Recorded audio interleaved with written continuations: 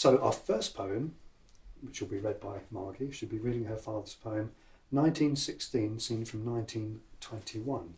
And as the Blundens arrived in this house around about 1921, it's a lovely, lovely choice. So I give you Margi Blunden reading 1916, seen from 1921. I think that must have been a subconscious choice, this particular poem.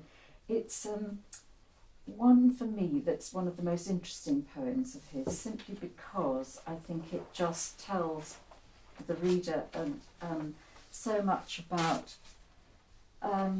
his post-war experience of PTSD. And I think for me, a lot of his poetry is about telling us how it was to survive. And this certainly may have been written here, who knows, I don't know. But it explains his mindset at the time, and it's, for me, very, it's quite painful in parts, and it shows so much of where his mind was at that time, still back in France.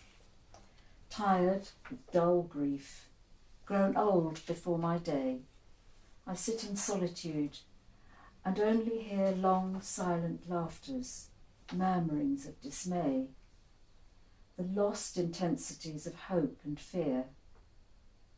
In those old marshes yet the rifles lie, on the thin breastwork flutter the grey rags. The very books I read are there, and I, dead as the men I loved, wait, while life drags its wounded length from those sad streets of war into green places here that were my own. But now what once was mine is mine no more. I seek such neighbours here, and I find none.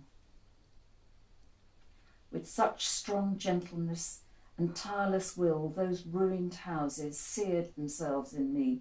Passionate, I look for their dumb story still, and the charred stub outspeaks the living tree.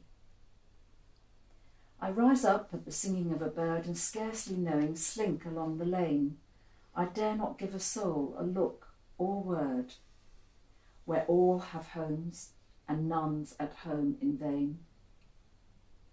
Deep red the rose burned in the grim redoubt. The self-sown wheat around was like a flood. In the hot path the lizard lolled time out. The saints in broken shines were bright as blood.